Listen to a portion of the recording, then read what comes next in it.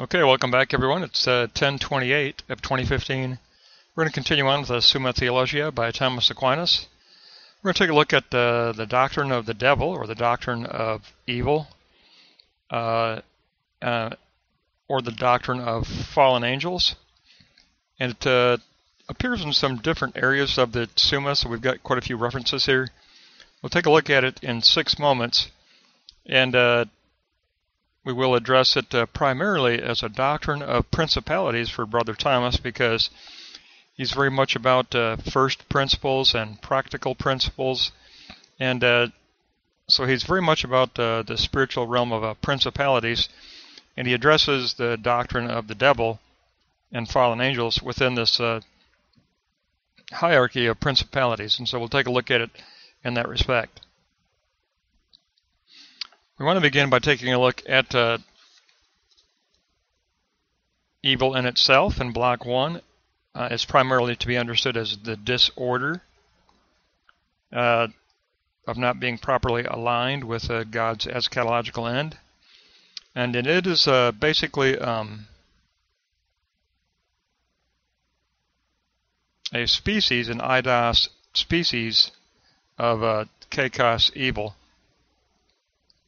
But it pre-exists as an enoia notion within the absolute substance of God.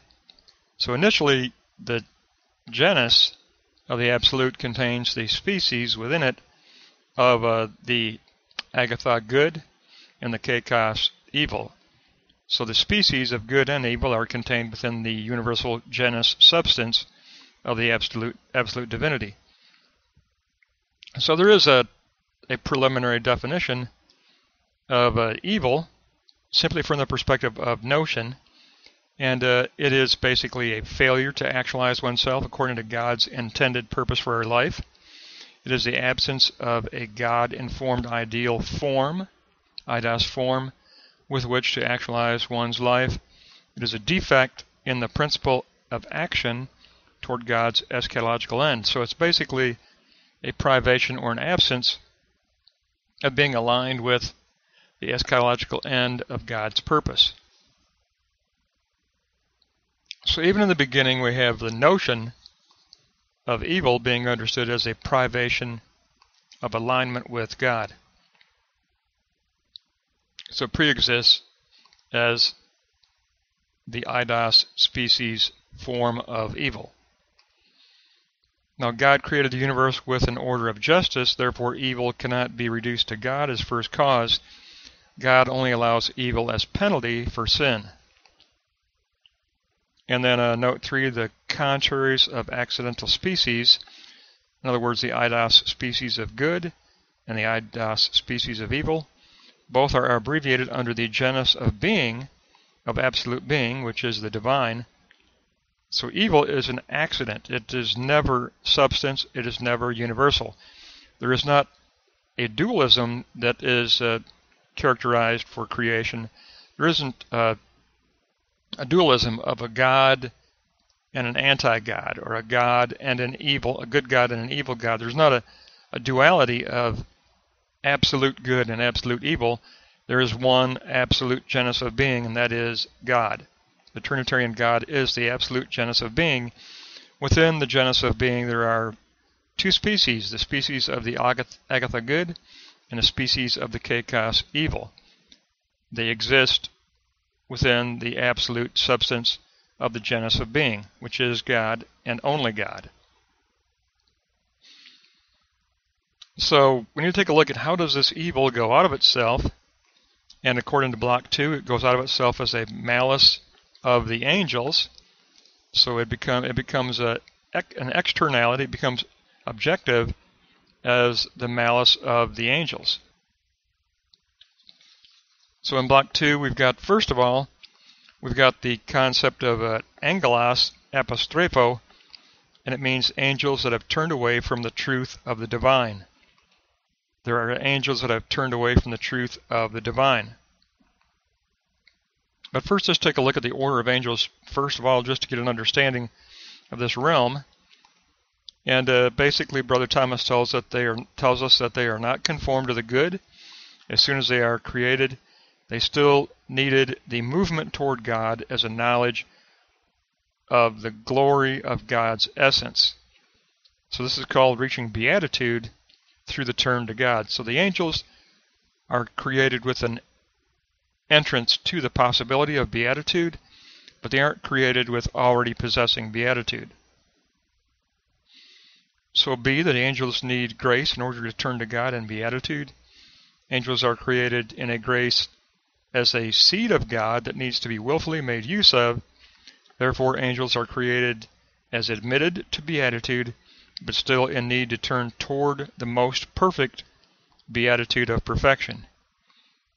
Now, note E, here's a key note for understanding the externality of evil. Some angels were created with a keener intelligence and wisdom and were more likely to turn to God. That really supports the idea of predestination. Some angels were created with a keener intelligence and wisdom. They were more likely to turn to God. Beatitude combines the angel's natural knowledge and the knowledge of God's essence in beatitude. So beatified angels cannot sin. So any fall that took place in the realm of the angels must precede the moment of beatitude. It must precede this moment of the turn toward God to achieve beatitude. Because a beatified angel cannot sin. It's impossible for a beatified angel to sin.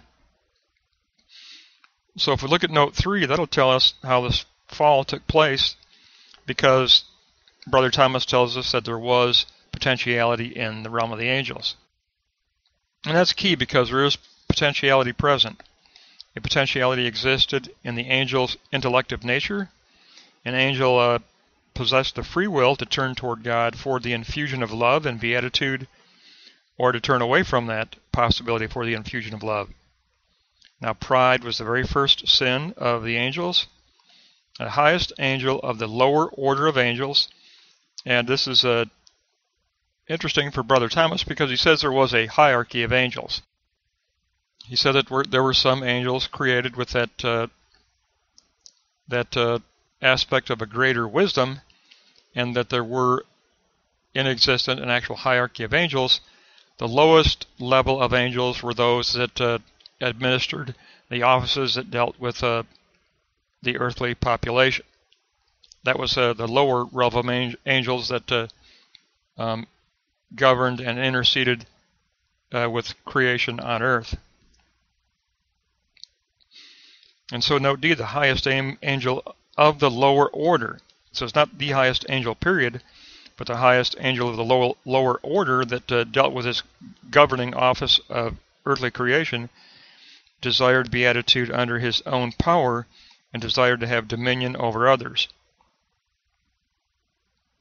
Now note E, again, is very important, because it's going to help us understand again this idea of predestination. The angel's movement of will and creation itself took place as a simultaneous moment for Brother Thomas. The angel's movement of will in the turn, or the turn away from God, and creation itself took place as a simultaneous, instantaneous moment. So there's no such thing as a linear idea of created time in the realm of angels, according to Brother Thomas. It's pre-linear time. The act of creation also, in that same instantaneous moment, that same simultaneous moment, included the already completed movement of the will of the angels. And so for note F, according to God's foreknowledge, some angels began with a defective operation of inclined will that immediately took place. There was an immediate operation of the defective operation of the inclined will, or the gifted operation of inclined will, that some of those more endowed angels that had the greater intellective nature included. But basically it says that according to God's foreknowledge, and I would include God's predestination, some angels began immediately with this defective operation of the inclined will. Therefore, the highest angel of the lower order sinned at once immediately after being created. So there was not, we don't have a great picture of linear time here by Brother Thomas. The realm of the angels at creation is kind of a pre-temporal creation. It's pre-linear time, and the simultaneous event of creation and movement of will in the angels' realm took place at the same simultaneous moment. Creation and movement of will in the angels occurred simultaneously. So this movement of the angels that turned away occurred all at once. Now the highest angel of the lower order was a cherub, or one who was full of knowledge, and he influenced the other angels in that lower order to follow him and to fall also, to turn away. So we get a mini triad. You've got number one, the angels were created as admitted to beatitude as a possibility, as a potentiality, but it did require the turn. It did require the turn of the free will in order to achieve the infusion of love and in order to achieve true perfection of beatitude. But some of the angels in Block 2 did have a defective operation of the will, and they immediately turned from God in pride. They turned away from that possibility of beatitude and turned away in pride, and or the apostrepho, they turned away from the truth of the beatitude. And that created a realm of the malice of angels that possessed and still possess a defective principle of action. They are a defective malicious principality. They're a realm of angels of malice, which are principalities of defect. And so before we move on to Block 4, the third moment, let's take a look at the drawing in the center of the page and look at the three moments. The first, the two moments enclosed within the universality. You've got the enoia. The enoia is the notion or the idea inside the universal substance, the genus, substance of God, of the agatha, good, and the species, the eidos species of kakos, evil, did pre-exist as a notion within the genus of substance.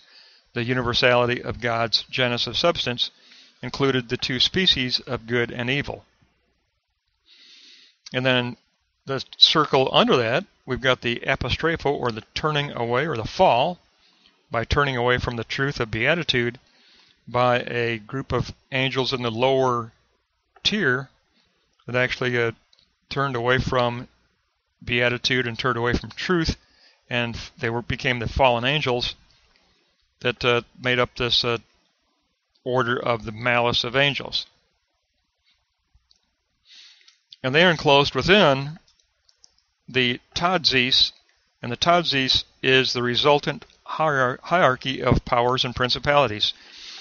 The doctrine of the devil, the doctrine of the fallen angels for Brother Thomas, creates a realm of a hierarchy of powers and principalities. It's all about the resultant hierarchy. When God created a lower level of angels, were inclined toward falling, and were inclined toward apostrepho, turning away from beatitude, and that resulted in a three-tier level of powers and principalities, and that's going to be our third block. Our third block, Block 4, is going to take a look at this third moment. We're going to take notion and the turning away. We're going to take notion and fall, and notion and fall came together as a hierarchy of principalities and powers. Now note one, the hierarchy, the tadzis of spiritual precedence. Number one, the highest is God. Then we have the level of the holy angels that have attained beatitude. And then the third level is the angels of malice that have fallen from beatitude. So you've got God as absolute power. You've got a level of angels of the good, the angels of beatitude, and then the angels of malice. Now, fallen angels are limited to their interference with the order of humanity, because the immaterial substance that governs humanity is the active intellective soul that is infused by the power of God, and the informing of matter is never due to the immediate action of an angel, says Brother Thomas. The informing of our bodies, the informing of the action of our bodies is never due to the immediate action of an angel. Humanity is governed by the divine eidos form that God created for humanity, and God infuses that form, that eidos form, with the Holy Spirit when an individual surrenders their life to Jesus Christ. So the eidos form that God created is that which governs our lives.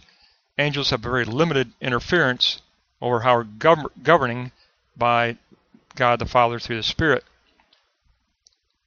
And then note D, additionally, only God alone can perform miracles which go against the order of the whole created nature. Only God alone. Angels cannot usurp the order of nature that God has established. God is the only being that can actualize a miracle. So that reinforces our diagram in the center of the page there, from notion to fall to the Tadzis hierarchy.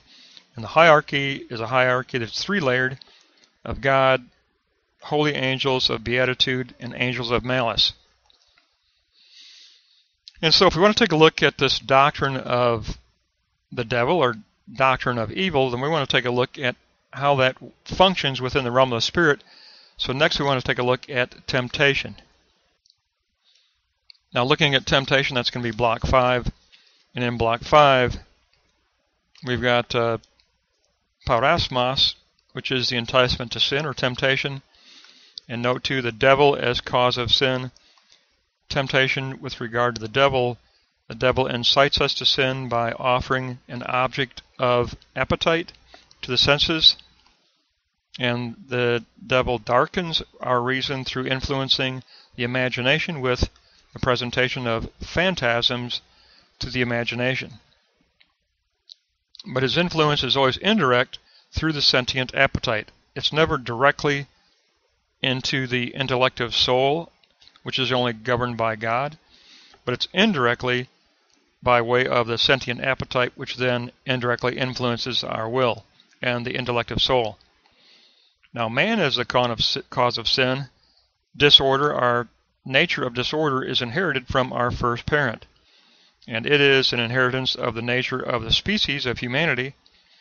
And in baptism, that does take away the guilt of original sin, but it still remains in effect in the sentient appetite, which indirectly influences the appetite of the will and the intellective soul. And it's through the sentient appetite that the evil influences and the evil principalities can affect our soul and our reasoning. It's always through the sentient appetite for Brother Thomas. That's key. It's never direct. Angels can never influence us directly. They cannot influence us in a miraculous way, in any immediate or miraculous way. The influence is always indirectly through the sentient soul, through the sentient appetite. So let's take a look at the realm of the spirit. And the realm of the spirit, with regard to these fallen principalities, is one of katapino, and that's where the evil principalities try to overwhelm the intellective soul of the individual in the realm of spirit. That comes from 1 Peter 5:8, by the way. Number 1, the divine providence. In the divine providence, the Genesis narrative can still be a signification for temptation within the realm of spirit. So the order of temptation remains the same even today. The serpent signifies temptation beginning in the sentient appetite as concupiscence. Temptation always begins in the sentient appetite for Brother Thomas. The woman instrumentally signifies a temptation that offers the object of imaginative pleasure within the sentient appetite.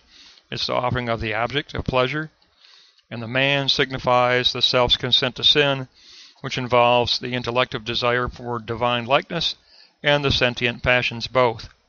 It can influence the intellective. Like I say, Brother Thomas believes that the intellective soul can be affected by the fallen principalities, but it does so through the sentient appetite, and then the sentient appetite darkens the reason of the intellective soul. So you've got the sentient appetite being stirred through the phantasms of the imagination. Imagination then darkens the reason of the intellective soul, and then our practical will of the intellective soul can become contaminated. Now, key to the doctrine of these fallen principalities for Brother Thomas is note 2, extrinsic becomes intrinsic. In a state of innocence, the devil could only tempt through outward suggestion. But in our fallen nature, the devil now appears as inward suggestion of imagination. The devil now appears as inward suggestion of imagination. It's key to understand that for Brother Thomas, the idea of the temptation through the devil is a passage from the extrinsic to the intrinsic because of fallen nature. So the devil appears now within the fallen nature as this sentient appetite influence of phantasms on the imagination. It's the inward suggestion of imagination. The serpent signifies the attributes of deceit, slander, and confusion that stir the imagination. Note 3, therefore, the devil is understood as temptation from the lower tier of the Tadzis hierarchy, the spiritual hierarchy, which is intrinsic to our sentient soul within the imagination. And then 1 Peter 5:8, the devil seeks to overwhelm the intellective soul through the imagination. So for Brother Thomas, because we now have inherited a fallen nature, we have inherited an inherent and intrinsic tendency or proneness to sin, is the way he words it. We possess a proneness to sin which is intrinsically present as the fallen principalities of evil, and these fallen principalities of evil conflict with and fight against the first principles of the universality of God's universal substance of the good. So the fallen principalities are always in war internally within us, and they try to stir up that proneness toward sin by presenting phantasms to our imagination, and in that way darkening our reason, and then by darkening our reason, influencing our practical will. So that gives us a very good look at Brother Thomas on his doctrine of the fallen angels, or the doctrine of evil.